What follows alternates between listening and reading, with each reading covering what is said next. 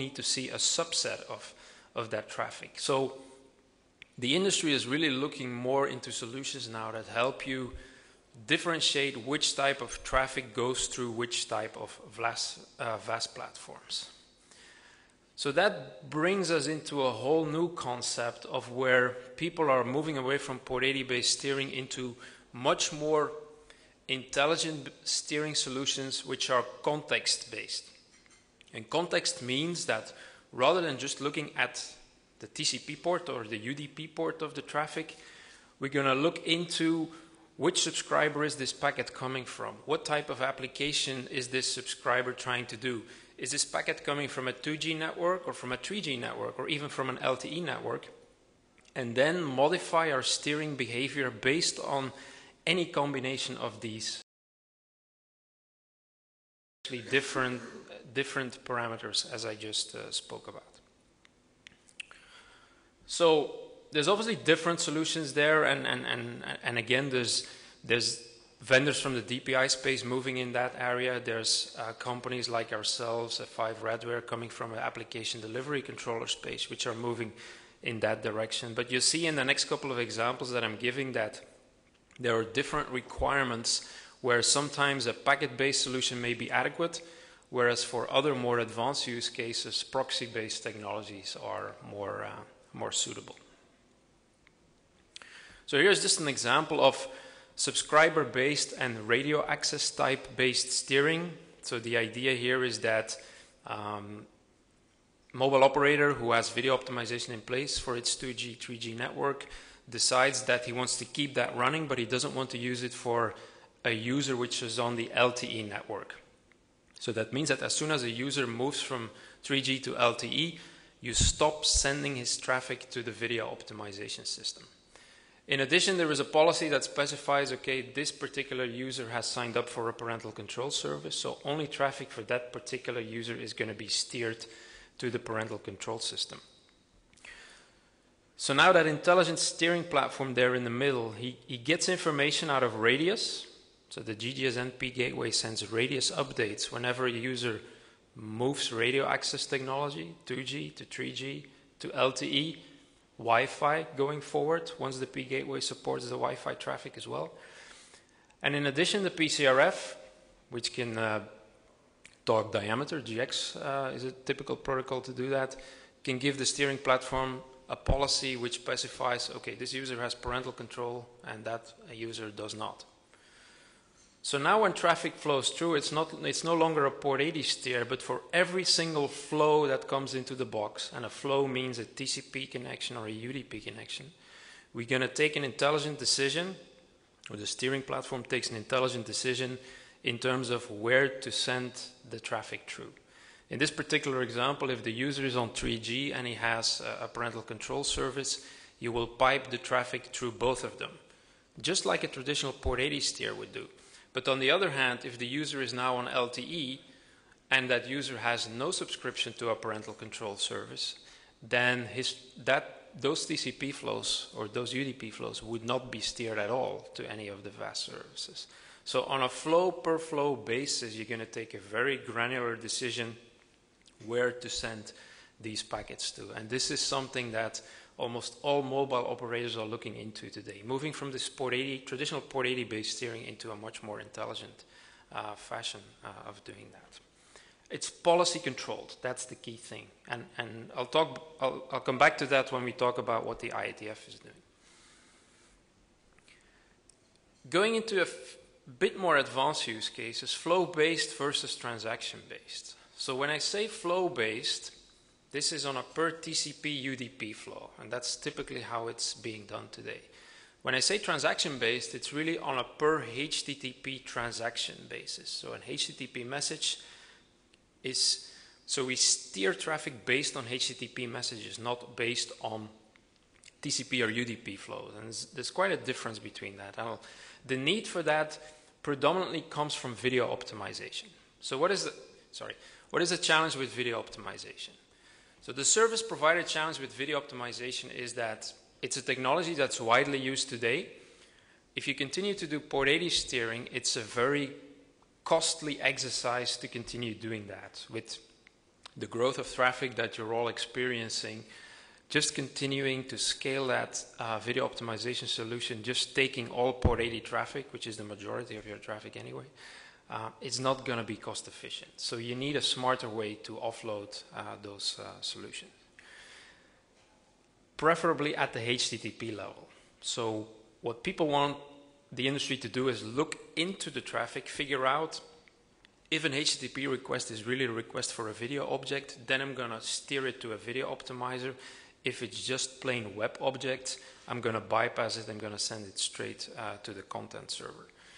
The other interesting phenomenon in the industry is adaptive bitrate video, where now the bitrate of the video is really completely adaptable by means of the client measuring how good the throughput is.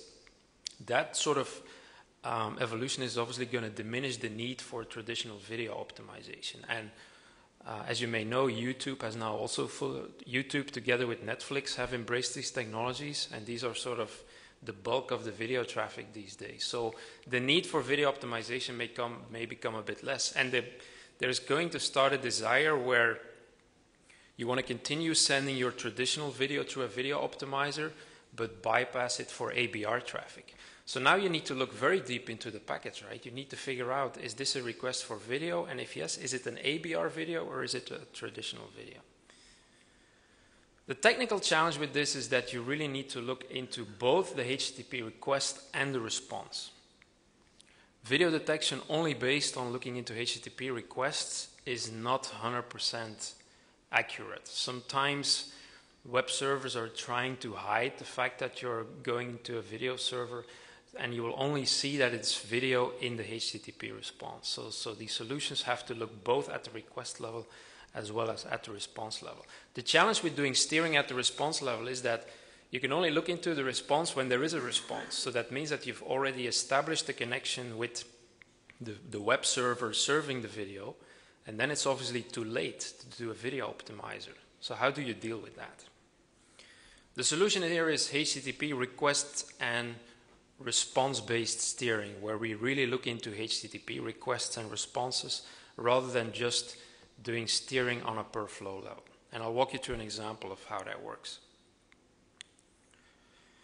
Before going into that example, let's quickly review the difference between packets, flows, and HTTP transactions or HTTP messages. So we all know the concept of IP packets here in this room. We all know what TCP is as a protocol. Now the challenge with HTTP is that you may have an HTTP message which spans over multiple packets. So that means that in order to read HTTP messages, you first need to accumulate a couple of packets. The other challenge is that there may be two different HTTP messages in one single TCP flow. And this is what makes TCP flow-based steering inadequate. You need to terminate a TCP flow, collect the different HTTP messages on that single flow, and potentially take a different steering decision for different HTTP messages. Think of it as HTTP routing in certain ways, but not routing based on a routing protocol, but routing based on a policy that you as a service provider define. So steering on request, how that works is, first you establish the client establishes a TCP connection with the steering platform. And the steering platform establishes that TCP connection. So you do a full TCP handshake. Now obviously the steering platform is working in a transparent mode. So the client actually thinks he is talking to the real server. Once that TCP connection is set up, you can start receiving the HTTP message. So you start collecting the HTTP message. Then in that HTTP message, you look into the headers. If the headers sort of indicate that there is video requested via that flow, then the steering platform will set up a new TCP connection to the video optimizer, and he will forward that HTTP message to the video optimizer. And then the video optimizer will actually set up the real session with the server in the internet, and then traffic flows that way. That is relatively easy to do, but as you can see, it requires you to be a full TCP proxy, because you first need to terminate the TCP connection before you can start reading what's in the HTTP headers. The response is a little bit more tricky because now the steering platform needs to establish, instead of establishing a connection with the optimizer, you're going to establish a connection with the real server and allow HTTP traffic to go through the endpoint. So you go straight to your video server. The HTTP response comes back. Now we need to find out, is there video flowing over this HTTP response? And if it does, we need to steer to the video optimizer. But now the challenge is, how do you do that? Because the connection has already been set up. It is actually too late. Here is how it works. And this is what some steering platforms do, but also some video optimization solutions work on based on this concept. So first you have your TCP connection established. It's not shown on this slide here, but the HTTP request comes in. Another TCP connection is established with the origin server, and the HTTP request gets forwarded. Now the response is coming back. What happens now is you do a policy execution. So you look into the HTTP header, and the traditional way of detecting whether there is video going to be carried over that HTTP response is looking into the HTTP headers called content type and content length. Content type usually starts with video/something. That's already a good indication. Some video content servers are actually not putting it there. They're putting something else to try and confuse platforms which are in the middle. And then sometimes people want you to check the content length. If the content length is larger than a megabyte, it's either going to be an image or a video file. And then you can still take the decision to steer to the video optimizer. What happens now is the steering platform is going to send a 302 redirect to the client.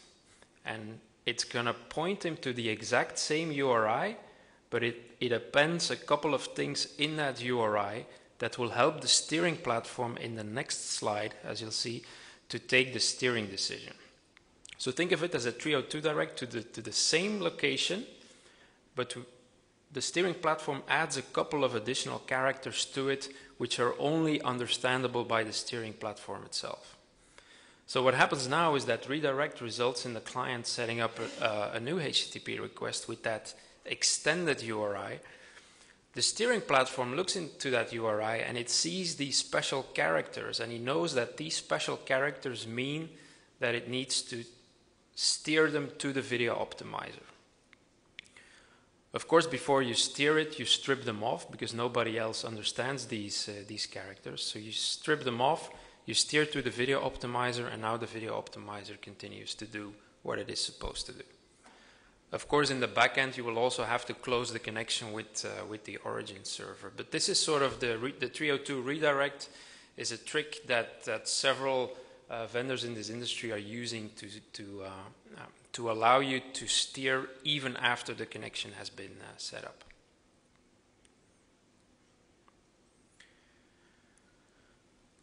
So let's take a look at what IETF is doing. So IETF created a working group for what they call service function chaining, or SFC in shortcut.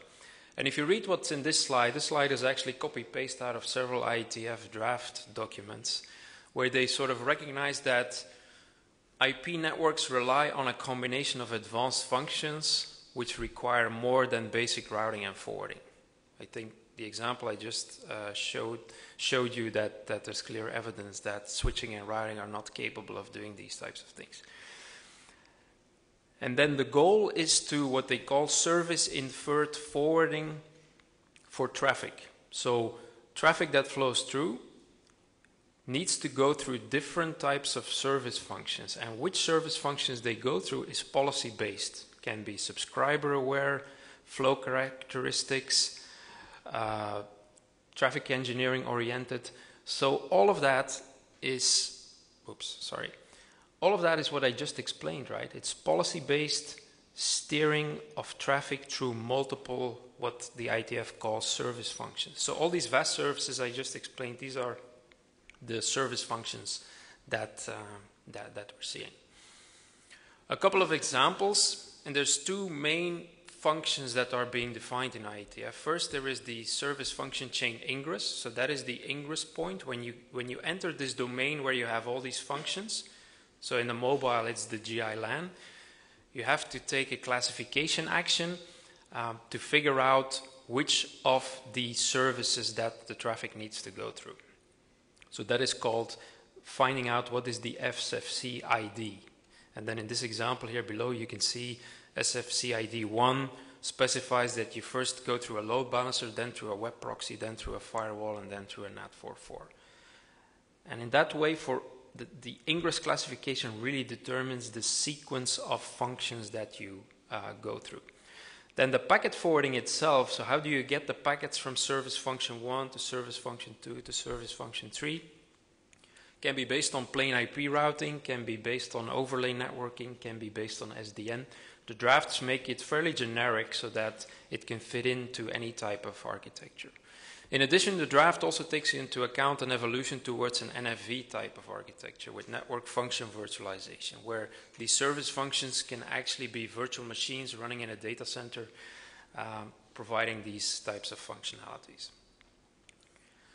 So if I take back my earlier picture with that intelligent steering platform, essentially what they're now saying is that some of these other networking functions which sit in the data path can actually be put into the sequence of service functions. So the service function can be a DPI, it can be a firewall, it can be a video optimizer, it can be any of these.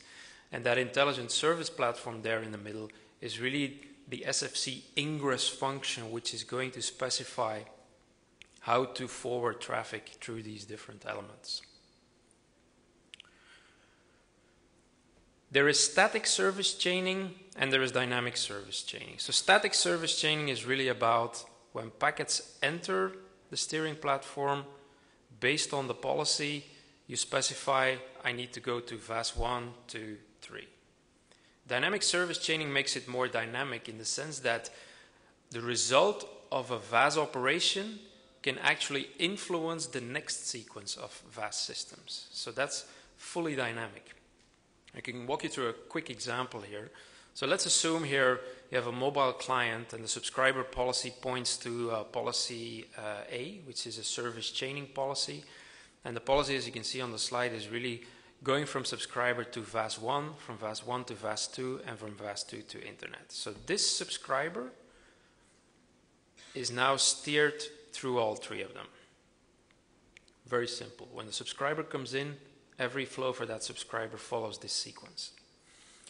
If you have dynamic steering, you can build some logic into, and this is just pseudocode, right? It's nothing like a configuration or anything. It's just pseudocode trying to show the example here, where the policy going from VAS 1 to VAS 2 has some specific characteristics in there which may allow you to follow a different path. Let's show an example here. Let's assume that I first go to VAS 1, then from VAS 1 I come back into the steering platform, and VAS 1 did not insert a particular HTTP header. Because this steering policy P1, which captures an exception here, is looking into a particular header which VAS 1 is adding to the network. If he didn't add it, that policy doesn't have any effect, and I will continue to do normal processing. So I still go through VAS 3, etc.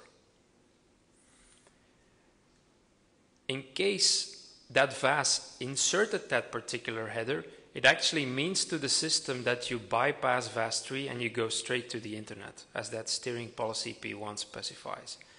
So now this steering policy or this exception policy kicks in, you bypass VAS 3 and you go straight to the internet.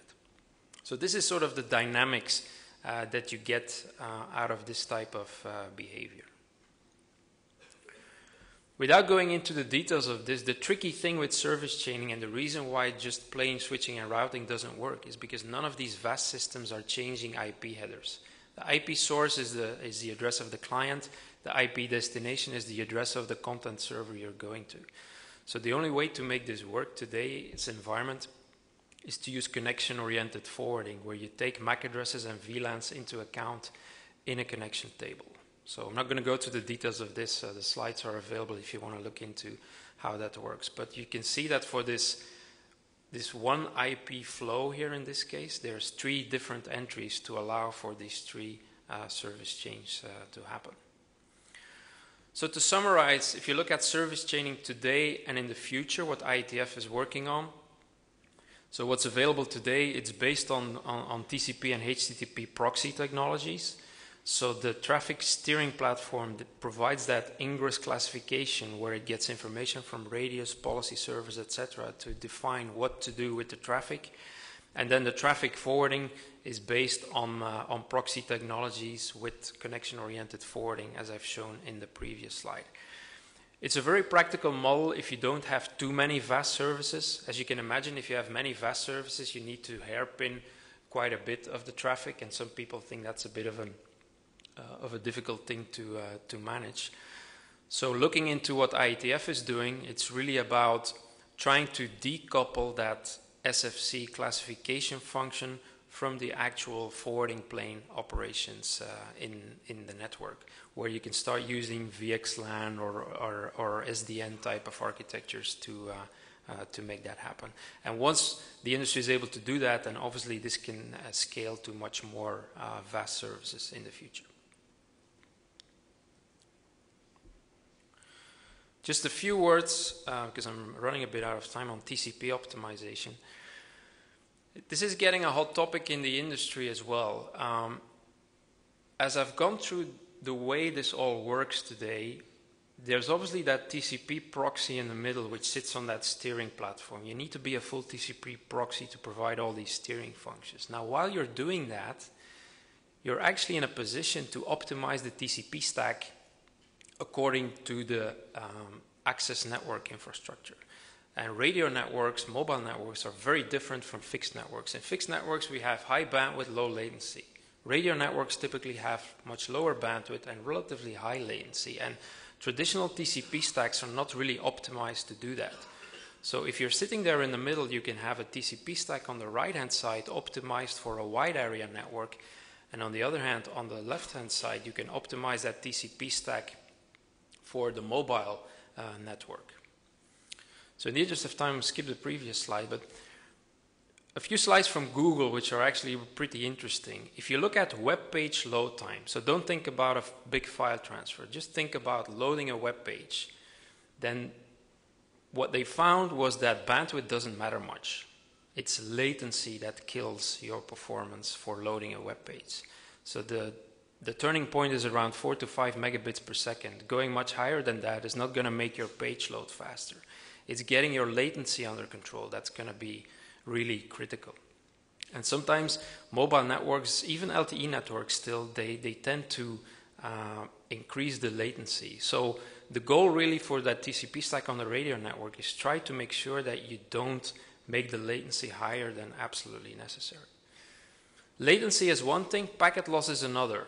For those of you familiar with how TCP works, when TCP sees a packet drop, it assumes there is congestion, and that means you need to back off and slow down. That's the way TCP has been designed from the very early days. In radio networks, you can lose a packet because it's a radio network. There can be interference, you can have a random packet drop. It doesn't necessarily mean there is congestion. So again, standard TCP mechanisms are not always fully suitable for dealing with radio networks. So you need to try and take that into account as well.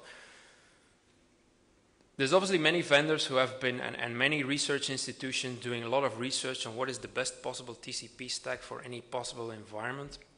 But these graphs show you that different TCP stacks may have different impacts on the throughput that you can get on radio networks. So sometimes just building more base stations isn't the solution. Maybe you can have a significant impact by just working with technologies such as TCP optimization. And especially newer protocols, TCP congestion control protocols that deal both with packet loss and latency control, these are the best for both 3G and LTE networks. And the results have been pretty spectacular. This is just one example of a mobile operator who did some testing with TCP optimization technology. And you can see that web page load time before TCP optimization and after TCP optimization, depending on location, depending on congestion levels, can be anything between an 8% increase to a 30% increase. And a 30% increase on a radio network just by doing TCP optimization would be a big investment if you would have to buy base stations to achieve similar numbers. So it's a highly debated topic in the industry these days. So as a summary, yeah, traffic optimization, so steering, service chaining, very hot topic in the industry. Lots of debates in IETF, lots of IETF drafts available out there if you're interested in that. But as you look at the technologies which exist today to do these things for service providers today, there is a lot of need for proxy technologies, both at the TCP level as well as at the HTTP level. And once you get into these types of technologies, the side effect of getting TCP optimization is a nice add-on to improve the performance of your overall network.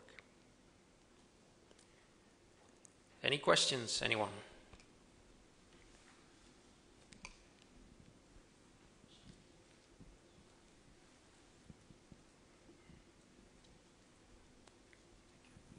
Hi, this is Tamr from Mobile, Saudi Arabia.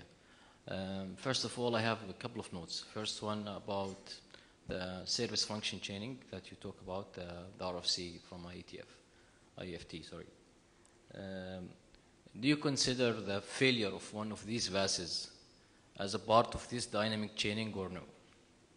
Let's see.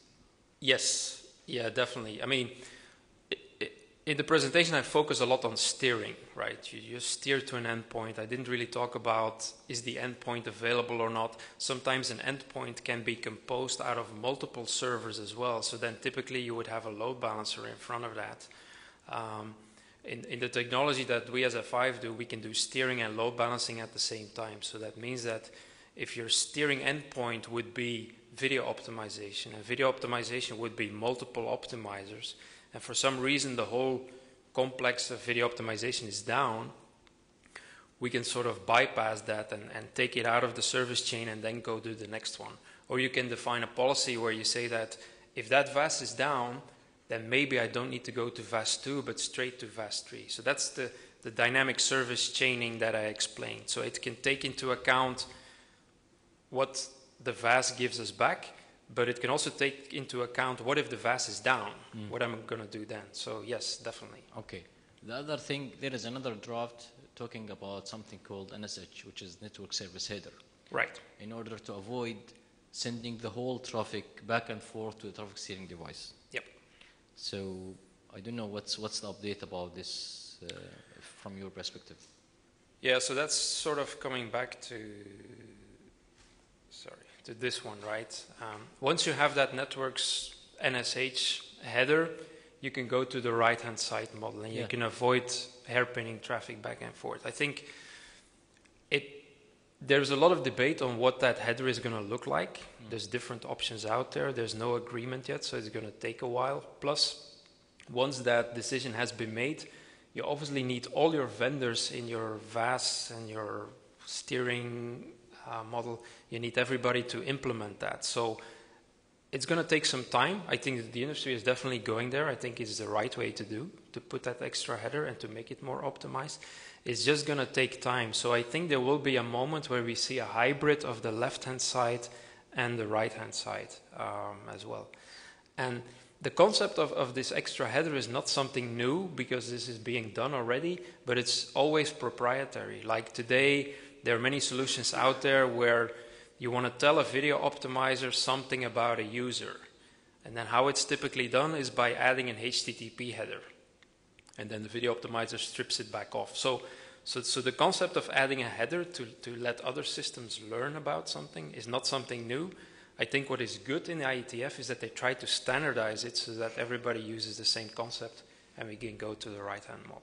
But it's also there is another challenge here, which is the scalability of the solution, traffic steering solution. Because as you are going to put it in on the path of all your traffic, so you should plan for the traffic capacity that will go through this solution.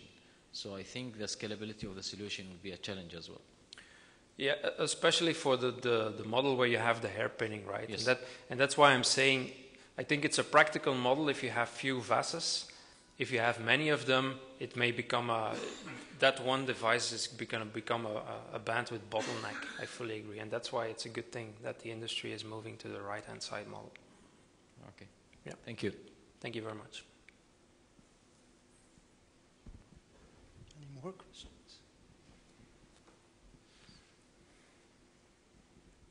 Hi, Hani from QualityNet. You explained the TCP optimization and HTTP proxy. Anything about HTTPS acceleration or proxy? As you know, most of the applications in the smartphone now, all the applications are using HTTPS. Yep. And the window size of the smartphone, laptop, and this thing are very minimal. And whenever we did with TCP, will not improve.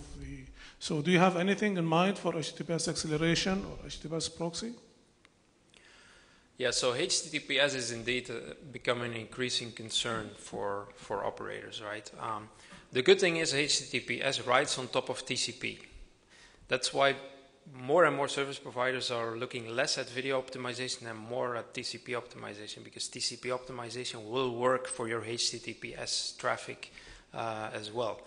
So from that perspective, anything that TCP optimization gets you for HTTP, you will get that for HTTPS as well. Regarding your comment on window sizes, it was on one of the slides, I didn't go through it, but the challenge sometimes is that the initial congestion window size is too small. Most servers start with 1 or 2 segments, and that means that you need 3 round trips even to get one HTTP message across. So what we would typically do in a TCP optimization solution is put that initial congestion window to a much larger value so that you can send the whole HTTP request without going through the round trips, because the round trips is what kills performance on mobile networks.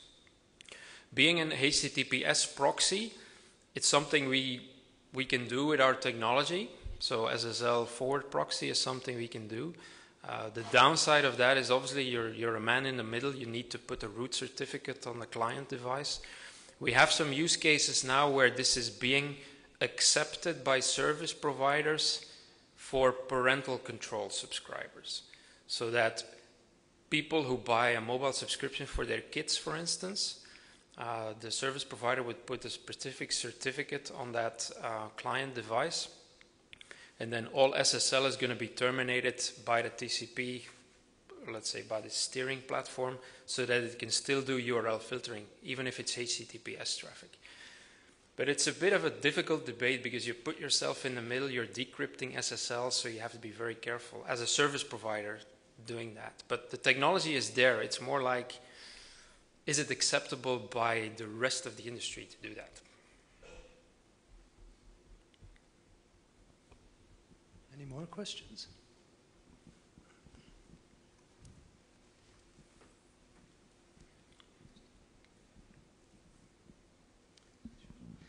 Thank you. Question also with regard to HTTPS. The new RFC that's been discussed at the IETF, are they considering taking some bits outside the encrypted part to identify the traffic, so more policies can be applied without really decrypting the traffic? Yeah, I would say that the IETF service function chaining group is more focused on the flow level. I mean, they're not really going that deep into HTTP level. It's more like, how do I create a policy and push a particular flow to different VAS systems. Regarding your question in terms of whether it's possible to do something like this, so with steering technology that I just explained, you can actually look into the initial part of the SSL negotiation has the SNI field, which is server name indication. So for instance, if you go to Facebook, before your SSL is being set up, you will see in clear text that there is server name indication facebook.com. So if you want to build a policy just based on that, you can start doing smart things with that without looking further into the payload. Of course, if you want to offer services where you say that, oh, on Facebook I will not allow you to post images or videos, That's obviously not possible with that. But there is definitely some use cases where this can be done. And coming back to the previous example which I gave about a service provider doing this, one of the things they're looking into was we want to do the SSL decryption for anything except financial institutions. So if in the SNI negotiation you see that there is bank.com, then you sort of pull back and say like, oh, this one I'm going to allow through, I'm going to terminate that SSL connection. So yeah, there is some debate, but it remains a tricky balancing act in terms of what is allowed and what is not allowed. Any more questions?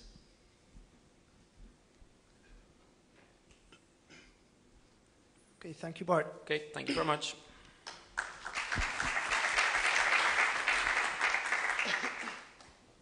So I'll be the next presenter. I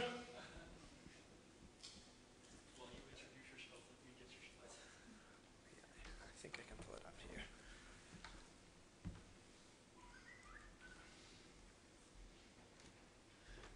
Take care of this. No, you can introduce yourself. Okay. I think, Yeah, that's me. this one. If you, this should be it.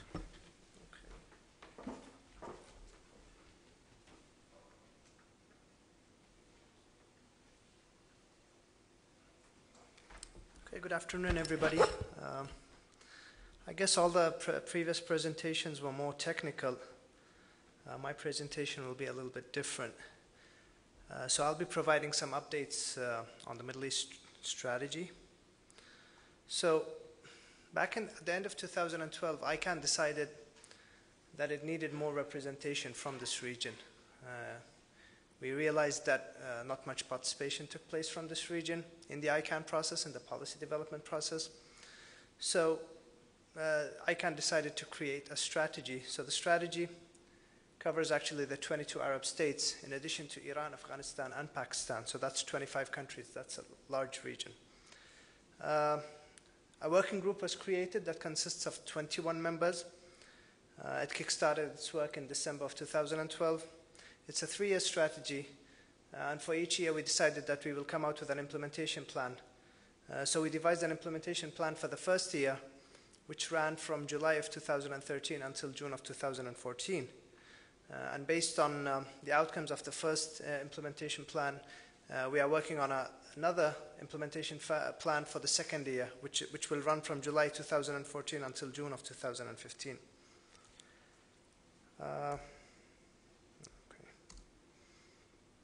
So in developing the strategy, the working group realized that there are 3 key strategic areas to work on. So the first one is the domain name industry, which is quite weak in the region. The second is capacity building. We realized that capacity building will actually be one of the key drivers in pushing the strategy forward. And the third strategic area is the multi-stakeholder internet governance. Of course, at the moment, the MISWIC are working on, there are 3 task forces, or let's say 2 task forces that came out of the Middle East Strategy Working Group. The first is on Arabic script IDNs, and this is more of the technical part. The other is a task force on capacity building and awareness. And we envision that actually a train-the-trainer model could come out as part of the task force on capacity building and awareness. More details on these task forces. So the first one is on Arabic script IDNs. So this, there are a couple of issues related to Arabic script IDNs that the working group will be tackling. So some of these issues are Arabic script label generation rule set for the root zone. So we're talking about the root level. Second level LGRs for the Arabic script, and that is under TLDs at the registry level, if you may call it. Arabic script internationalization, registration, data protocol and practice. So when all of us want to register a domain name, we can only enter data in English. And so we need to develop policies and mechanisms to allow non-ASCII registration of domain names, so that when we view the details of the domain name under whois, it shows us in our language. Universal acceptability of Arabic script IDNs and variants. So if we try to type in email addresses in Arabic, it doesn't work. So we need to work on solutions for that. Technical challenges around registration of Arabic script IDNs and variants. So in terms of the Arabic script, it's not about one language, it's about several languages. And you will, when you study the Unicode points of the different languages, you will realize that many of them actually intersect. Some of the characters look alike but have different Unicode points. So for example, the Arabic ya has a different Unicode than the Farsi ya. So that's one of the examples. Another issue is operational software for Arabic script ID and registry and registrar operations. So many of the old web browsers actually do not support IDNs. Probably many of the new, let's say, smartphones that have web browsers on them actually do not manage to resolve internationalized domain names. Another aspect is DNS security matters specifically related to Arabic script IDNs and variants. So in terms of security issues, IDNs could be a good playground for phishing. So there are some characters within the Arabic script that actually could make IDNs a real good playground for phishing and cyber squatting. So this is one of the issues the task force will be working on. And then finally, technical training material around Arabic script IDNs. This is more for capacity building. The task force on Arabic script IDNs was actually announced during the Arab IGF in Algeria in early October of 2013, so it's still 6 months old. Again, it consists of 21 volunteers from the region that can speak more than 10 languages within the region. They do most of their work either via email or via teleconference calls. They just had their first face-to-face meeting in Singapore. It was a 3-day event, and actually ICANN funded 10 of the 11 people who attended. One of the key milestones the task force worked on was the Arabic script generation panel. So this document actually consists of code points that could actually go into the root server. So how the task force tackled this task is that they created a subgroup who actually worked on the initial draft document. And once the initial draft document was ready, they just sent it to the entire task force on Arabic script IDNs for further feedback and discussions. Of course, when consensus was reached, it was submitted to ICANN. And the good news is that they were actually the first linguistic group to actually come out with a generation panel document.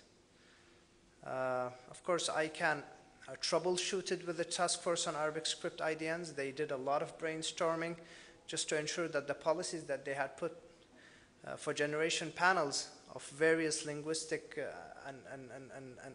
and script communities would actually go side by side with what these groups are actually working on. Now, another milestone the task force worked on is a document called Principles for Inclusion, Exclusion, and Deferral of Arabic Script Code Points. So for example, when we talk about characters within the Arabic script, some of them are fine to go into the root, some should definitely be excluded from the root, and some are somewhere in between, and so they are deferred to a later stage for further research, and based on that further research, it could either become an include or an exclude.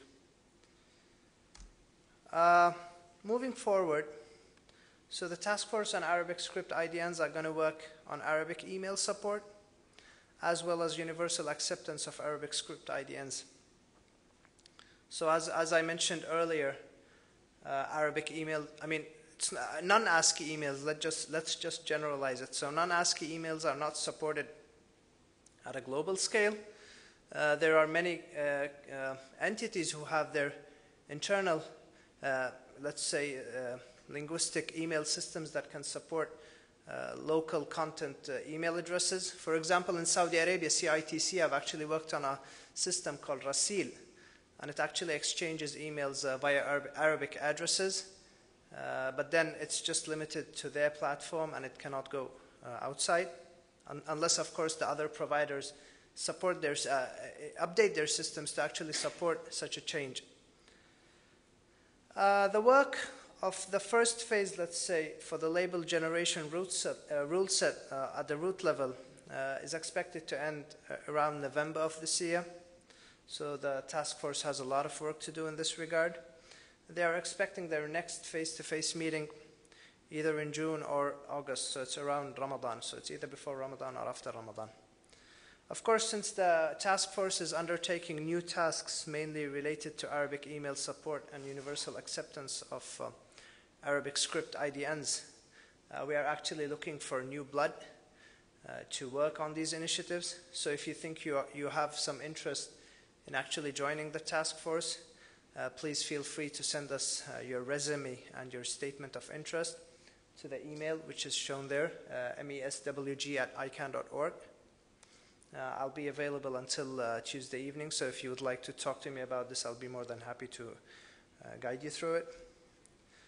The second task force within the Middle East Strategy Working Group is the Task Force on Capacity Building and Awareness. So again, a call was circulated in December of 2013 announcing the need for volunteers for a task force on capacity building and awareness. The call was open to anybody from around the globe. Again, I'm not sure why the number 21 keeps popping up, but that's the magic number for the Middle East Strategy Working Group. So again, we received 21 applications and all were onboarded to be part of this task force. Of course, the task force on capacity building and awareness are going to undertake two main tasks. So they're going to develop content that is tailored to the needs of the region. And at the same time, they're going to deliver that content. So they're the ones who are going to teach. Now, based on the experience and the milestones of the task force on capacity building awareness, there is another initiative that we'll be looking into, and that is train the trainer model. So rather than bringing folks from outside of the region to actually train people within the region, we can probably develop skills within the region and utilize those skills to actually deliver such training. Then of course, implementing a train the trainer model is really not an easy task. So it's going to be time consuming, it's going to be quite hard to implement, but I guess over time we can get there. Another interesting thing we did within the Middle East Strategy Working Group is that we held a Middle East DNS Forum. It took place in Dubai during February 3 and 4. It was co-organized by ICANN and IZOC and was generously hosted by the Telecommunication Regulatory Authority of the United Arab Emirates. We had two sponsors. One is .shabaka Registry and the other is PIR, which is the registry for .org. DO generously connected the venue, and the website was actually powered by KuwaitNet. So thank you for all those guys who actually helped this forum actually happen. So there were 5 main agenda items for the forum. One, of course, was new GTLDs, and that's the big topic these days. We also had a session on registry strategies for domain name growth, and then the role of CCTLDs in strengthening the domain name industry, and that was covered all during day 1. On day 2, it was fully dedicated to registrars. So there were 2 sessions. One was registrar accreditation, and the other was registrar strategies in a competitive environment. We had more than 1 attendees from 36 different countries. 33% hailed from the business sector, and 46%, of course, came from within the UAE. In some sessions, we had more than 30 remote participants. The discussions were quite alive. We had many questions tossed around. It was a huge success, actually, compared to the previous versions of this forum that took place in other regions in the world. And we actually envision this to be an annual event that takes place on an annual basis. And ICANN won't be hosting the event or organizing it, but probably being part of it. So something similar to MENOG, where the community actually join forces and deliver annual Middle East DNS forums. So what are the Middle East Strategy Working Group folks working on at the moment? So they're currently finalizing the FY15 implementation plan, which is for the period July 2014 until June of 2015. The Task Force on Capacity Building and Awareness are currently working on developing content tailored to the needs of the region. We will be shortly working on a Middle East and adjoining countries school on internet governance. So if you go to Europe, you have the European Summer School on Internet Governance, you have the South School on Internet Governance. So we plan on doing something similar for our region. We plan on hosting a training program on TLD risk mitigation, or maybe TLD operations, somewhere around the APTLD meeting in Oman in Muscat, mid-May. And then the task force on Arabic script IDNs will probably need another face-to-face meeting sometime in June, so we will be working on that as well. So that's my presentation. If you have any questions, I'll be more than happy to address them.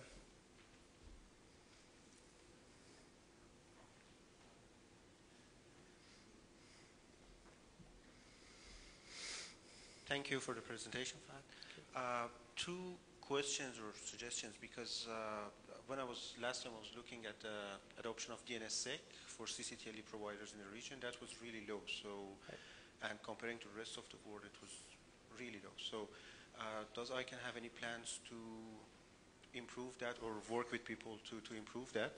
And the second one is about, again, same with CCTLE providers. Most of them in the region, they don't support IPv6 for their main servers. So again, is ICANN have any program to improve that and promote that? Okay, so within the FY14 implementation plan, we had DNSSEC and IPv6 as part of the capacity building that we'll be delivering. Now, in terms of IPv6, we know that RIPE and CCI are very active in this front. So it's really your playground for IPv6 deployment on a wide scale. CCTLDs is just one portion of that block. Now, in terms of DNSSEC, actually the DNSSEC workshop that took place here in Dubai, ICANN sent in funds to actually bring 5 folks to attend the DNSSEC workshop. We feel that we actually do need such venues to actually have these events taking place. Now, one of the nice things we do at ICANN is that we have been approaching CCTLDs, trying to convince them to deploy DNSSEC. So what's the deal here is that we would say, okay, we are willing to train you on DNSSEC, but at the same time, we want you to deploy DNSSEC within a time frame. We did this approach in late 2012 in Lebanon. So ICANN delivered a 1-week training to the folks there at the CCTLD. And I believe within 1 to 2 weeks, they had deployed DNSSEC. So we train them, they show their interest, and we can also assist them until DNSSEC is fully deployed. So if there are any folks here from CCTLDs who are interested in deploying DNSSEC, we can talk about this. But remember, the main condition here is that we will deliver the training to you, we will provide you with all the assistance you need, but you will have to deploy it. So in the Arab region, we only have Lebanon, who has DNSSEC deployed. Thank you. Any other questions?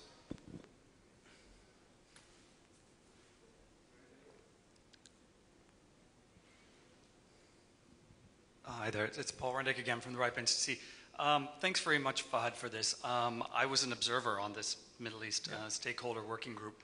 It was really great to be part of that because we did follow the bits of what the region was actually giving you on the IP side of things. Right. Naturally, it relates very much to our business. So we looked at the areas of the IPv6 capacity building that were outlined in there, and I just wanted to tell the room that we're certainly working on the bits that everybody has highlighted for what they want in the region. So the RIPE NCC has actually deployed, and I will present that a little bit now, some of the resources to work together with the various groups. Not only ICANN, but there were a whole bunch of organizations that were involved in getting this strategy together and what needed to be done. So we look forward to being part of this in fulfilling the IP part of the capacity building stuff. Thank you. Actually, I'd like to follow up on your question. I mean, from my so if you go to the IANA database, it shows you the countries or the CCTLDs that are IPv6 ready. And I believe there are a couple of countries in the region who do have IPv6 as part of their DNS infrastructure. So the United Arab Emirates is one, Qatar is one, Oman is one, I believe even Jordan is one. So these are plenty of countries. So it looks like you guys are doing a better job than we are. Any further questions? Okay, Ahmed.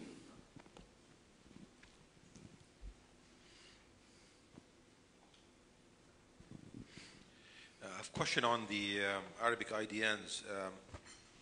Personally, I think it's a great idea. but I haven't seen really much adoption. And wondering if you have, or if ICANN has any plans or support or somehow to raise awareness of its availability and get more adoption, visible adoption by commercial entities. I think most of the ones I've seen are really more to government only. So.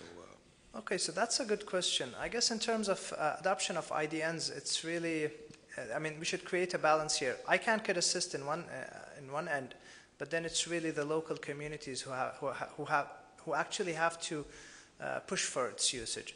So within ICANN, we have the DNS technical department, and one of the tasks that they're working on is the universal acceptance of not just IDNs, but TLDs in general. Okay, IDNs is one part of that. Now, the major part or the major player in this push should actually be local communities, mainly CCTLDs. So let's look at a couple of successful examples. We have Russia, for example. So they have their TLD or the IDN CCTLD, which is .rf. .rf has like more than 800,000 registrations in Cyrillic. I believe within 3 days within 3 days of their launch, they had something like 700,000 domain name registrations. Now, when I spoke to the folks at .rf, they said we had a huge marketing campaign. They spent probably hundreds of thousands of dollars on awareing people on the importance of IDNs and how to push it forward. Now, the issue of IDNs is common for everybody. So it's supportable on web browsers, but then it has issues with emails, SSL certificates, search engine optimization, you name it. So the problem is common. It's just that local communities have to push for it. Another good example would be China. So I think China have something like 300 to 400,000 IDN registrations. They, of course, whether China or Russia, they actually have good business models. So one of the business models they have is bundling. So if you buy an ASCII domain name, you can get an IDN domain name as one bundle. One of the issues in our region, and I'll be frank here, is that pricing of domain names is quite high. Policies are a little bit tough, and then there is not much marketing. So really, that's not the way of how to do things. So if you are unable to push your CCTLDs into the market, don't expect to push your IDNs to the market. I think one of the best examples in the region is the United Arab Emirates. They have a top-class system. They have a registrar model. They don't have a huge uptake on IDNs, but then they're promoting IDNs and they're doing a lot of marketing for IDNs. So it's really a mixture of several things. It's marketing. CCTLDs must push for it. They must find different business models, and they should join hands just to push it forward. Maybe on the marketing side, because the IDNs, I imagine they have to have some kind of registrar that will have to promote them as a service available from them. Then ICANN should really work with the right registrars to make sure that there's awareness is being promoted to the communities. Okay, so in terms of registrars, the first, let's say, global IDN was released probably a couple of months ago. Before that, it was only IDN CCTLDs. And when we talk about IDN CCTLDs, ICANN has no say in policies of IDN CCTLDs. So every IDN CCTLD would develop their own policies, and they would enforce them on registrars or resellers. Now, with the launch of these new TLDs, definitely there's a lot of work to be done. And in terms of registration and we have this registrar accreditation agreement for 2013. And this agreement actually has a couple of conditions for registrars to actually move to this new agreement. And one of it is definitely the support of IDNs at a global scale. So it's work in progress. There is still a lot to be done, and we actually need the community to join hands with ICANN and with the other ISTAR organizations to actually get IDNs fully utilized, if you may say. Any other questions? Yes, one question.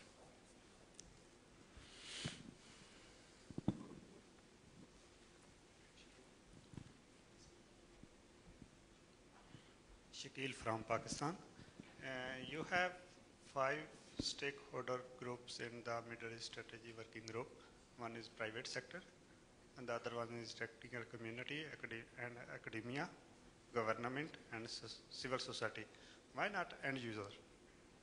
Okay, so actually, within the internet governance ecosystems, these are the four broad stakeholders. NGOs could actually fall within civil society. They could also sometimes fall within private sector. So you can just add them somewhere there. It's not a stakeholder group per se, but it's mixed actually, somewhere in the middle.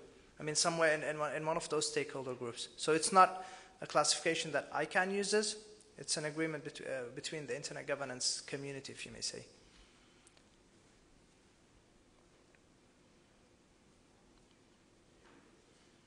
Any other questions?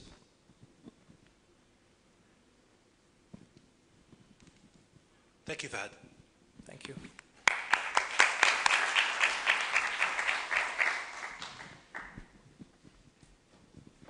I've never used this Mac before. It's just a mess for me.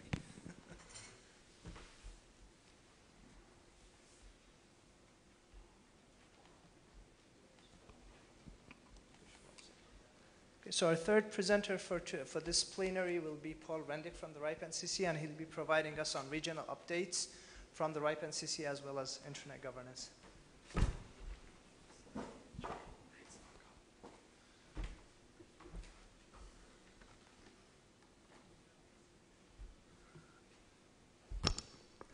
Okay, good afternoon, everyone. Well, I've introduced myself a couple of times, but I am Paul Rendick. I'm the Director of External Relations for the RIPE NCC. I am based here actually in Dubai, although I do bounce around the planet quite a bit, but I am based here. And I'm just going to give you an update on some of the things that we're doing here regionally. They're mainly focused on our outreach to our community here and some of the big changes we have happening in the RIPE NCC now. And I'll also touch a little bit on internet governance. I'll try to keep that part a bit low. I know that for some of you it may not be all that interesting, or you don't feel so close to it, but it is something that definitely affects our technical community, and we need to make sure that we've got our voice there. So I'll just run through some of the pieces and show you kind of what's going on out there. So, a request for more local presence.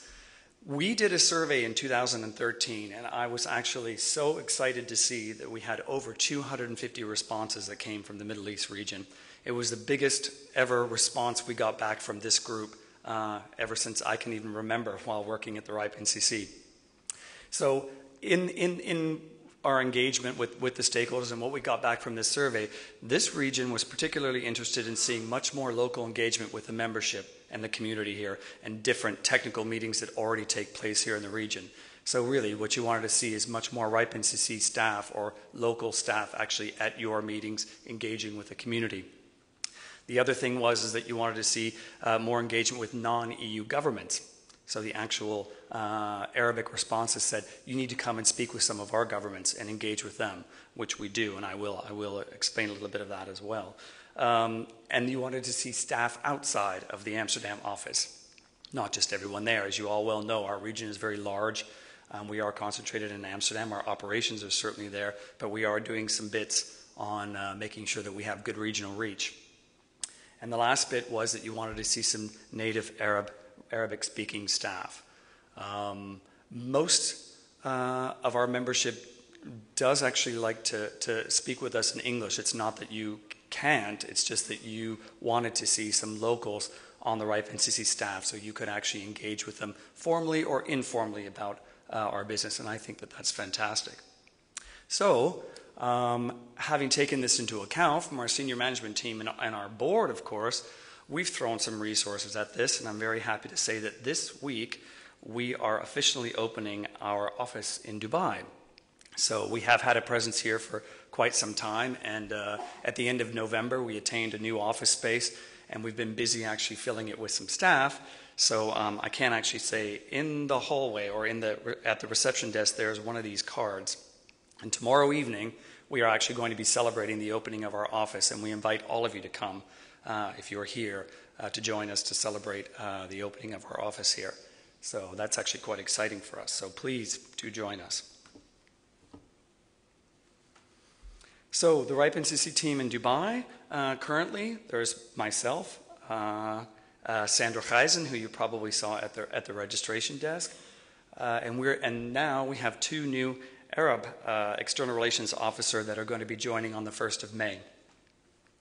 The Dubai office will also host more than just the desks that we have for the 4 staff that will be located here. We have some extra desks. We plan on pulling some of the expertise from the Amsterdam office in all the different areas, whether they be the database related or DNS related or any IP analysts. We plan on bringing the staff down here for a set amount of time and then throwing them around the region, either speaking with our membership or going to other technical meetings and sharing their expertise. So this is the way we plan on doing this. So at any one given time, we will probably have other people from Amsterdam joining us for a month or so at a time, and we'll use those resources actually to get into the technical community a bit. That's the idea. So I think you will see a little bit more of us running around the region. So as far as external relations go, our team was formed in 2010. We were kind of focused more on the external stakeholders, kind of dealing with everything first from our membership, the community, governments, regulators, law enforcement. These are the kind of stakeholder groups that we are working with. This work has just increased over the time. It used to be a lot easier when it was technical, or technical to business. Now we're seeing that it's really, we need to be playing in a much larger space and making sure that people understand what it is that we're doing and what our place is in internet administration. So it's just gotten a little bit wider there. And of course there are other stakeholders. So the law enforcement wants to have a relationship with the RIPE NCC. Governments want to have relations with us, so that's fine. They are all, most of them are all members as well, so we do treat all of our members equally. So if we look at External Relations Mark II, which we look at 2014, we see the expanding to serve the membership beyond Europe. We have additional staff based obviously here in Dubai, which I will introduce in a second, but also in Moscow. We will have 2 staff based out of Moscow. So from this triangle of our Amsterdam, Moscow, and Dubai presence, we think that we can actually probably cover the 76 countries quite nicely with the external relations activities that we have. And also, of course, be part of the technical communities in all these areas and pull the people together. That's our idea. And of course, we're drawing on the technical experience and also on policy and communication skills that we've got. So hopefully we can have a better presence.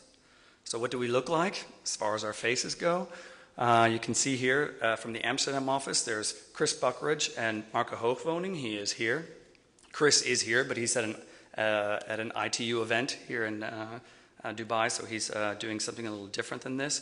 From the Dubai office, you have myself and Sandra, as I said, and I'd like to introduce to you the 2 new people that will join us on the 1st of May. We have Hisham Ibrahim from Egypt and Shafiq Chaya from Lebanon, and they will both be joining us in May, and I think you will see their faces in various technical events around the region. In our Moscow office, we currently have Maxim Burtikov, and we've got a big question mark there because I'm just in the middle of the hiring process of that second staff that will be based there, and then we will be complete. It's quite a group, great set of skills, both technical and even dealing with the likes of policy and with government, even on a technical level. So I'm looking forward to this. So an increase in our regional activities. What you wanted to see, what we felt we got back from you, is that a presence at more of these regional and local industry events. I think that I've been running around the region for a little while, but there's only really so much I can do. So I'm happy to see that we'll have a bit of expansion there. Our membership and stakeholder lunches throughout the region, we have had these. We've had them in Qatar, we've had them in Kuwait, in Saudi Arabia, where we've actually invited all of our members to come out to lunch or a dinner. And we've sat with them and we've talked about the various things that they would like to see from the RIPE NCC or any initiatives that we can do together as a technical community. And those have been really great. And I think we're going to pump those up a little bit more. So we're looking forward to seeing more of you in that way. And then, of course, engaging directly with some of our other stakeholders, governments, regulators, and law enforcement. As I said this morning when Dr. Ibrahim from CITC stood up, we have a great relationship with them. We do a lot of things in cooperation to do different trainings, and I think that's wonderful from the capacity building perspective. I think together with them, we've managed to have quite an impact, and I think this needs to grow, so I'm hoping to see a lot more engagement like that. And we're building on existing programs that we've got. Of course, MENOG, the IPv6 roadshows, which have been very successful. We've just rewrote all the material there, so we're excited about launching this this new piece, and there are various different pieces of it, so we can actually be a little bit more focused on enterprise and not just the ISPs or the bigger operators in that sense. And of course, some RIPE NCC training efforts that we'll be doing around the region that are even outside of the IPv6 space. So, taking a look at training, we do have, as I just mentioned, the IPv6 Roadshow has been entirely revised. All the material is there. We have some new hands-on lab exercises. This comes from all the feedback that we got from people that were actually taking this course. And we're basically now just working on building the team of trainers. Because the most difficult thing is not even so much putting the material together. We need to source the trainers from this region, and we want them to be from this region that can train here throughout the region, because it's very difficult for us to pull in people from all over the world to come and give a training. So we need to keep this localized. So we're building that team of resources as well. And there's a new 2-day IPv6 technical training course that will be given for RIPE NCC members, and it's soon to be launched here. So many of you that are members in the room have probably seen some of our training courses that we do already. This IPv6 training will be put on top of that. It's a 2-day course, so it's something that will bring our membership together a bit for this training. So, and I'm happy to see, actually, if you look at what Fahad was saying from the multi-stakeholder working group that ICANN had, we did a lot of work in moving around the region, speaking to the actual different regulators and ministries on what was happening. And what I saw, actually, is a real increase in interest in being members of the RIPE NCC. We've had a few countries, namely Kuwait, Qatar, and Oman, where the various different ministries have actually stopped taking their address allocations from their regulator or from the Ministry of Telecommunications. So we've had the likes of the Ministry of Interior, even the Ministry of Defense of certain countries come and actually want to engage directly with the RIPE NCC. We think this is brilliant, so we've been invited to meet them. We've spent some time going and explaining what's happening, also making sure that they send their people to the right training courses, which has been really brilliant. So we will have a little bit more of this kind of engagement. Our membership is, of course, the most important thing to the RIPE NCC. Governments here are members of the RIPE NCC. I think you need to see that they are amongst the largest employers here in this region. So yes, of course, we have to be in tune with the ISPs and the operators, but equally, we need to be working in cooperation with these governments because we know that they have a very big footprint in what's going on with developing things in the region. So this is something that we are definitely taking into account.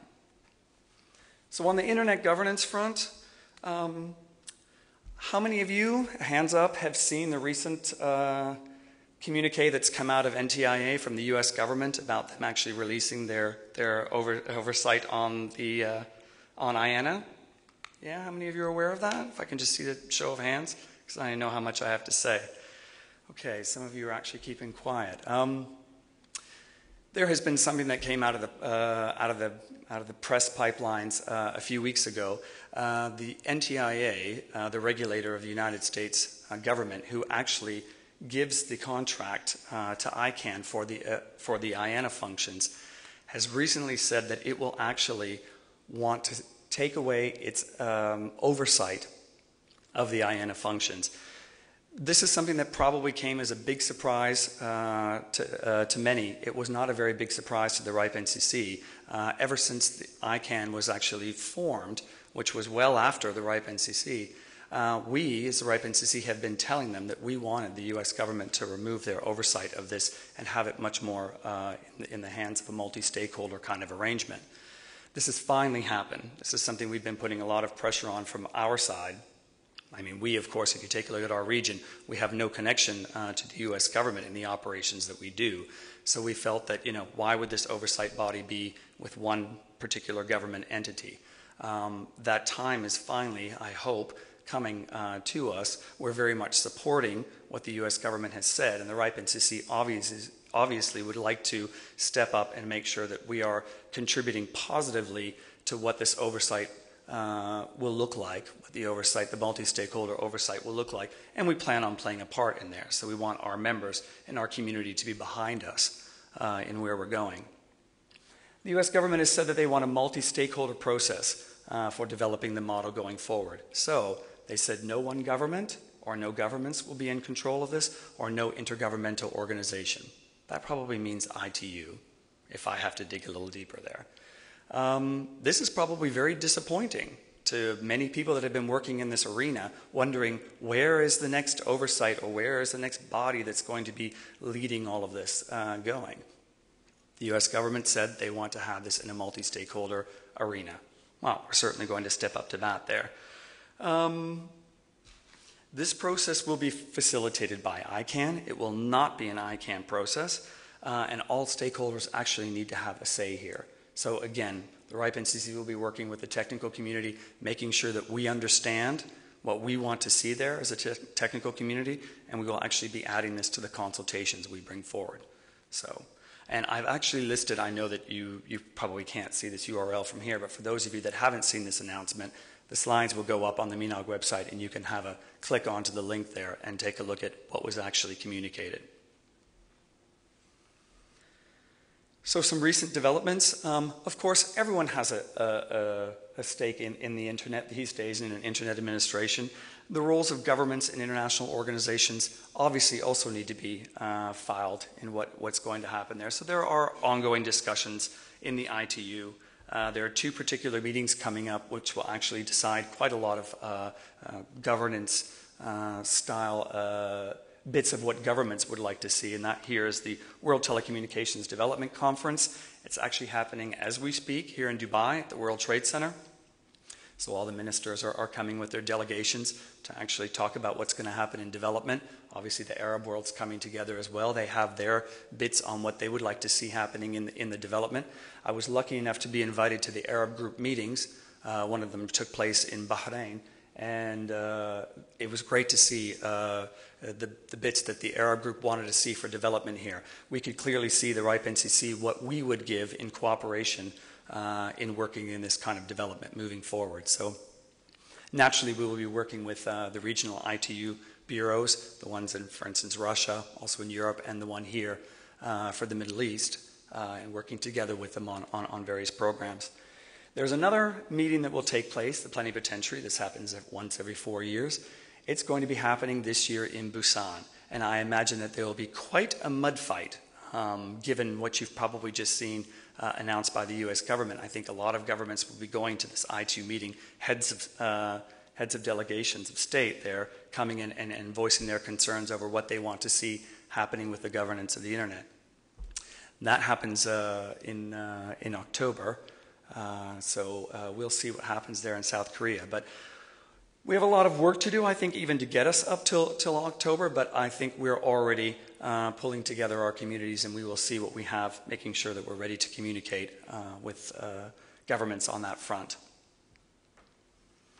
So the goals. What are our goals in this whole internet governance scene? You probably think, what's RIPE NCC doing in this space? I've listed some of the points down here that we actually pretty much push when we go and see governments. RIPE NCC's role here isn't of a political nature. I mean, we're there to provide accurate, factual information on how the internet operates. We provide this for any stakeholder. But specifically when we look at the governance area, we are definitely providing this with any governments in our region. It's funny, you know, now that we've played a little bit in this space, we have various governments that actually come to the RIPE NCC for background technical information. They actually even provide us with their positions and say, this is the kind of position we're bringing forward. Could you please make sure that the factual information on the technical side is correct within our submission? How great is that? I mean, that's really good cooperation between the public and private sector. So we give the same kind of information to anyone that approaches the RIPE NCC on facts, on internet operations. We also talk about how the bottom-up policy development process works and various statistics, as I said, any information on, and specifically to the IPv6 adoption and to the, you know, obviously to the run out of V4, because this is something that we see that other stakeholders are very interested in. The other bit that we actually talk about is defending the open and the multi-stakeholder model of internet governance. This is something we've been doing ever since our existence, so this is nothing new for us within this space. We also want to ensure that RIPE and the technical communities are effectively represented in all discussions. We are not interested in making public policy. I've said this up on this stage so many times. That is not the job of RIPE or the RIPE NCC, is to make public policy. But maybe we could be consulted to help governments make better public policy with just the factual information. And we want to ensure that our community is well informed at any internet governance development. So we have ramped this up a little bit inside of the RIPE community, and it's proven to be quite popular. So regional IGF, Internet Governance Forum initiatives. You know, our region is very large. We're covering 76 countries. You can imagine it's very diverse. We've tried to actually be involved regionally and have RIPE NCC there as a presence. So we do have this at Eurodig, at the Arab IGF, and at the Persian IGF, which is just about to start. There is a Persian IGF. They wanted to bring together the Farsi-speaking world, not just Iran, but even beyond that. We are supporting all of these, including some national IGF events. We always come there, of course, as in our technical capacity. So this is really our contribution there. So as far as the Arab IGF goes, this will take place here in 2014. I am a member of the Arab Multi-Stakeholder Advisory Group. In fact, I'm the only non-Arab on this Multi-Stakeholder Advisory Group. I'm very honored that they have brought me in there, because they bring a whole set of translators so that I can understand what's going on in the conversation. But it's great to be there with all of my different colleagues and to give the kind of input I can give there from our organization. And I think this is an important opportunity for us to obviously discuss IPv6 adoption. We do come there with our expertise in the IPv4 and IPv6 space, and also on security. I think we've had a lot of people looking for us to find those experts from the RIPE community to bring in to be able to share the knowledge, and that's great to see. And I think this is also a channel. If you take a look at the Arab IGF, it is very successful in actually bringing together what the Arab voice is on the global IGF front. And I think it's done this quite successfully with a few workshops, which we've obviously helped bring a little bit to the global front. So we know what the Arab position is for the rest of the world. I think they need to see that. So an Arab IGF statement on IANA, on the idea that I just spoke about with the US government. The group at the Arab IGF run by, actually there was a communique that was given, it was posted by Mohammed El-Bashir, who is an employee at the ICT Qatar. And he actually, on behalf of the IGF community, gave a statement on this transition of IANA, what this would look like, this new multi-stakeholder group, once the US government took their oversight off of the IANA and ICANN, what this would look like. It was great to see that they were stressing the importance of the multi-stakeholder engagement. And take a look at, they were very adamant in making sure that there were different regional contributions that were brought forward there. So they wanted to make sure that the Arab nations also had their voice there. So that was very clearly communicated. And I'm sure that at the Arab IGF this year, there will be much talk about and consultation about what is the Arab voice in this. So I think that's quite interesting. I've given a URL here also so that you can take a look at what the actual communication was that came out of that group. And interestingly enough, both the NTRA, which is the Egyptian regulator, and KITS, which is the Kuwait Information and Technology Society, both of them actually have made a submission to this IANA transition process. So as far as I can see, those are the three, so far, those are the three inputs that have come from the Arab world, but it's great to see. And in fact, all three of them were actually fairly much aligned, I think, in making sure there was multi-stakeholder engagement and clearly calling for the Arab community to come and have its voice heard. So that's great. And then just the last little bit on the Persian IGF. They're planning their event this year. They will be focusing on the Farsi-speaking area of the world beyond just Iran. And they are actually putting together some members of the MAG, and we do have some Iranian staff based in our Amsterdam office, and I think we have actually even put one of them forward to be on this group, so we hope that we can bring, again, the technical bits and some of our technical expertise in here and work with the communities there. And that brings me to the end. Thank you, Paul. Questions for Paul?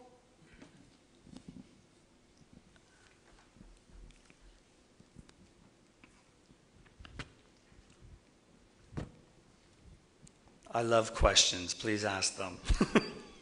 Okay, Paul, so here's my favorite topic for the day again. IDNs. I saw that you have a good effort to promote IPv6 in the meetings you're holding. I think it's also beneficial for the community to promote Arabic script IDNs and see if they can be more widely adopted. So just something which came to my mind. Fantastic. Okay, that's probably not so much.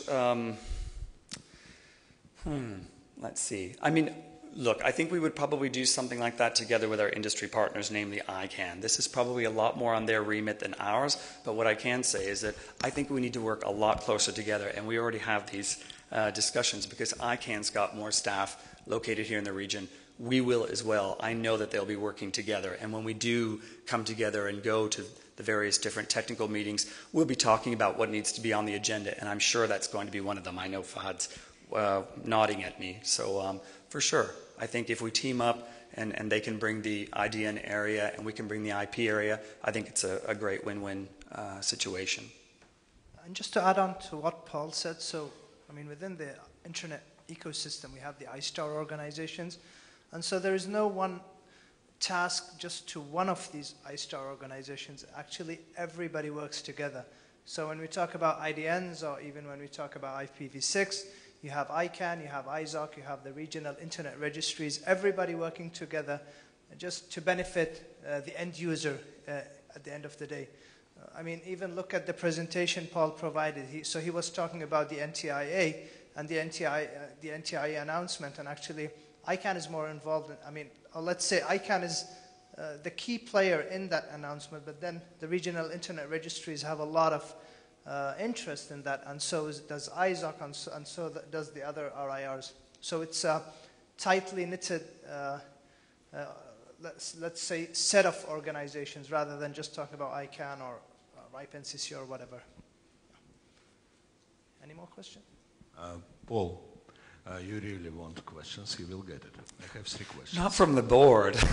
Not from the board, just no, from you. Yes, Dmitry Burkov, in my personal capacity. I'm kidding. First of all, do we have any risks, on your opinion, in internet governance? I can ask all 3 questions. You have sure. Selections. Any First, risks? Any risks in internet governance regarding the development? Yeah. Second point. Do we have any concrete positions? What we need from IANA transition? What we expect? Yes. And third, what is really iStar, and do we need iStar? Okay. All right. We're going to take these one at a time. Oh, okay. So is the first question, are there any risks in what's happening here? Well, yeah. Actually, there are a couple risks. I think one of the risks would probably be that the organizations that currently are very heavily involved in internet administration, of which we are one of them within this area, all the RIRs, could probably face having something change with the way that we operate. I guess that would be a risk in a way. I think that we are in a very good position as organizations to actually handle this consultation that's happening with this transition to IANA. So my feeling is that people would probably look at the organizations once we have the consultation with our members in the community and see that we're probably ready for this. This is really going to give no change as far as we can see in the operations of what we do. I think this is just taking away the oversight of the US government, which I don't think ever has exuded any kind of authority inside the space, regardless of what issues were happening. I think there's a risk, obviously, that the U.S. government might turn around after September or in September 2015 and say, actually, we're not going to get rid of our oversight because we don't like what we see. And I think that would be a big shame. So I'm hoping that we can actually come together and provide the right consultation and show that we're ready to take this oversight as being one of the community members, RIPE-NCC, that are contributing to this. That's the answer to the first question. What was Dimitri's second question? Dimitri, what was your second question? Yes, of course. I want to remind you, if we want and support IANA transitions, but can we define the goal? What we expect, what we need in IANA transition? Yeah. Do we have any clear position on this? Yes. I can see Rob's grabbing that. Rob, do you want to say something? Yeah. In the first place, I think that the current fashionable religion of multi-stakeholder should not be taken too serious. Yeah. Because I'm a bit worried that words which we have used in the past 15 years and models suddenly have disappeared. Mm-hmm. Bottom up, what happened to that? Yes. That's how we built the RIPE NCC and how the RIPE NCC has operated for 20 years very successfully. Thank you. Yes. And bottom up does not mean excluding whoever wants to be included. Yes. Bottom up and open. Those were the magic words we have always been using, and we should not forget that. Yeah. Let other people play the multi-stakeholderism. Yeah. Whatever. What I have seen in the last 3 or 4 months on this multi-stakeholder mailing list worries me. If we let those people run the show, it becomes an asylum for lunatics. IANA and TIA. I don't think in the 20 years we have been operating, the US government has ever felt the need on tapping on our shoulder and say, hey, hey, ho, ho, think again what you are doing. They have, if anything, they have always expressed their deep satisfaction with the A, very competent way we do our technical work, and B, our inclusiveness in open and bottom up. Yeah. So I don't think we need to spend a lot of time in creating multi-stakeholder oversight bodies. We don't need them. Yeah. I think that is something we should keep in mind when we enter these discussions. Yeah. Thanks, Rob. And what happens to IANA? Well, this refers to the second question of Dima. I think we should, as RIPE NCC and as RARs, make an inventory of what our interactions with IANA are today. And I think I will not be surprised to see that that will be a document of half a page, because there is hardly any interactions left with IANA. So we should know what we are talking about, again, before entering discussions in Fantasyland. Thank you. Very much so. Very much so. Thank you, Rob. The words, actually recently I was at a meeting and we were drafting a piece of text, and in that text they used multi-stakeholder when they were talking about how the RIRs reach their policy development process. And I actually removed the word multi-stakeholder, not because I don't like it, but I removed it and put in the words bottom up, open, and inclusive were the 3 words that I actually put in there. And the reason why I put that in there is because I think when you use bottom up, open, and inclusive, you are talking about anyone who is interested, genuinely interested in actually the policy development process of the regional internet registries. I think when you start looking at something like multi-stakeholder, this word multi-stakeholder, it means it means different things to different people, and Rob's very right. I think that when you look at multi-stakeholder, it means that every single group would have to have some kind of a say in your operations. That's the way I'm looking at this.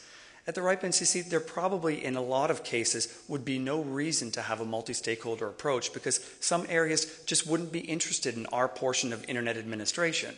So I much prefer the words bottom-up, open, and inclusive because they are much more reflective of the way that we operate. We have been operating like this ever since our existence. So when people asked me what we would be doing to prepare ourselves for the consultations, I actually said, I think we're pretty much already there. We're prepared because we've been operating like this ever since we've existed, so we have no reason to actually make any kind of drastic change. So I'm very much supporting what Rob has said there. Axel? Me too. Oh. The question at think was what our goals are with regard to the NTIA statement and IANA globalization. Basically, what IANA said, what NTIA said, is that they think about letting go of their IANA oversight. So, what is IANA? They basically perform 3 different activities. One is giving numbers to the RIRs. That's where our corner of the world is. But of course, we're not living in isolation. I fully agree with what Rob said, and you too, Paul. We are fairly happy with our dealings with IANA. They are fairly small, it's simple, it's a lovely world. That's it. Looking at IANA oversight, for that part, that is fairly clear. They work for us. You build global policies under which they operate with the allocations of addresses to us. So we give them some money and they give us some addresses, occasionally, very rarely, and that is how it works, and it works well.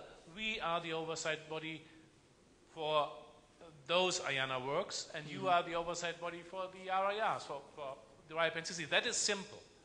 Then there are some things they do for the IETF, the protocol parameter registries. That is also very simple. They do that for the IETF, and that works well, and that's more or less done. They do other things also with regard to domain names, CCTLDs, GTLDs, and that is where it becomes a little bit more interesting, because IANA has ICANN has a broad role there. They produce policies and they also operate that part of IANA. That is, I think, where the focus of the world is in terms of oversight for the IANA function. We are standing a little bit on the sidelines and say, oh, this is all working very well for us, that's fine. But as I said, it's not in isolation that we're looking at it. There are other people looking at it, and this whole internet governance circus, excuse me, does involve us too. And we are seen as part of this whole internet governance area. You are seen as part of that. Yeah. So we have to be careful of what we are saying and how we are reacting to this.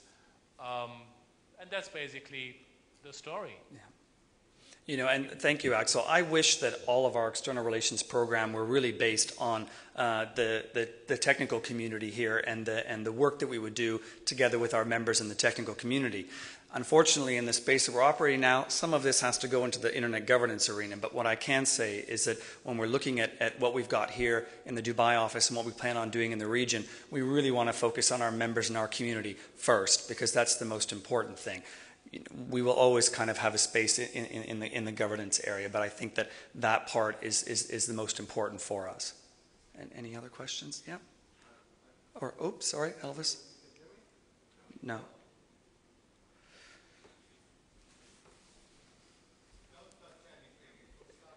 Yeah.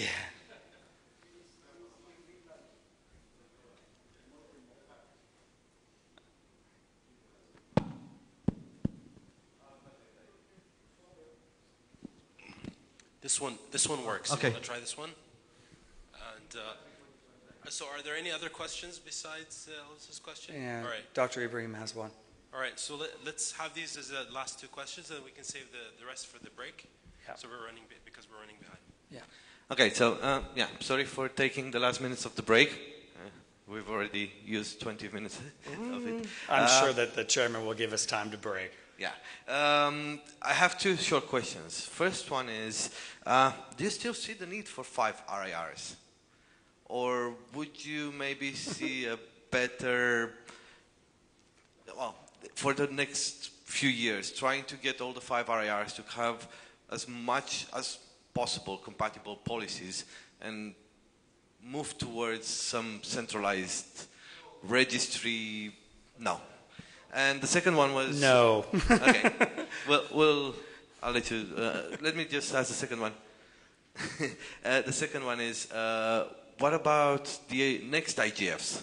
Because 2014 is already scheduled, but will there be an IGF in 2015 or further? Yes, those are very good questions. The first one I will answer with no, but I will substantiate the reason why I'm saying no. The strength of the regional internet registry system is based on its regional reach. and the fact that we are organized like this. This isn't something that was brought in and forced on anyone. I think it actually just evolved quite naturally, the regions of the RIRs. I think that each region has specific needs for their members in their community, and this is something that works quite well. I don't think that actually coming together and having something central would be as robust as what we have now. And I think if you take a look at RIPE NCC, we are one region of the RIRs.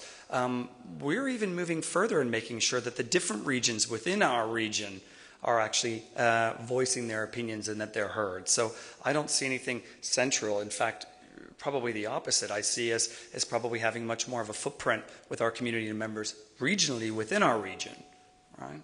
So that's a no. And the second one, your question was the IGFs coming on. Currently, the United Nations is actually working on whether or not they're going to extend the Internet Governance Forums. I personally hope that they do. I think those Internet Governance Forums are a great way for all of us to come together and speak informally to governments and other stakeholder groups that we probably don't normally see in our general working days. I think one of the things that they're trying to do is to reshape the IGF so that maybe some of the outcomes would be a little bit more acceptable in moving forward and coming up with best common practices or things that maybe might be more interesting for the likes of government, because I think that they're saying, well, maybe just the talking shop with IGF isn't so useful. Maybe the evolution of this is coming towards this. I think we'll see this at this meeting in Turkey. There will be an IGF now in Turkey in September. But I have a feeling from what I'm seeing happening, they probably will be renewing the IGF mandate. What about Brazil? That's not an IGF meeting. But it's still Yes. Yeah. I can mention that, but we don't have a lot of time. But I can talk about that maybe in the open session. During the break, I'd love to tell you. Okay. Dr. Ibrahim? Thanks, Paul, for the update. And we also would like to thank the RIPE NCC for opening the office here, getting more local staff available. Just want to comment on the risks. Since we're talking about risk, one of the risks that I'm really afraid of is that the resources will be pulled too much into internet governance and really not focusing on what we were expecting from the RIPE office, local people. And we haven't talked much here about when the Arabic content will be available in Arabic, what are the plans for the awareness plans, what events are coming. Most of the discussion has been already more towards internet governance. And let's please try to at least balance them. If not, you cannot probably avoid internet governance, but at least not forget the main goal, which is we are expecting the technical part. Thank you. Thanks very much, Dr. Ibrahim, for that, because actually any of this kind of feedback helps us get the focus on this. And I know that, and I'm very happy that you brought that up. I know in other conversations we have had those, which is the reason why I did say we are first and foremost interested in the technical community and our membership that are here and working and cooperating with them. That is the first mandate of the RIPE NCC. So thank you for bringing that up. And we certainly are, the balance will be put there, actually. So thank you. Okay, thank you very much. Thank you.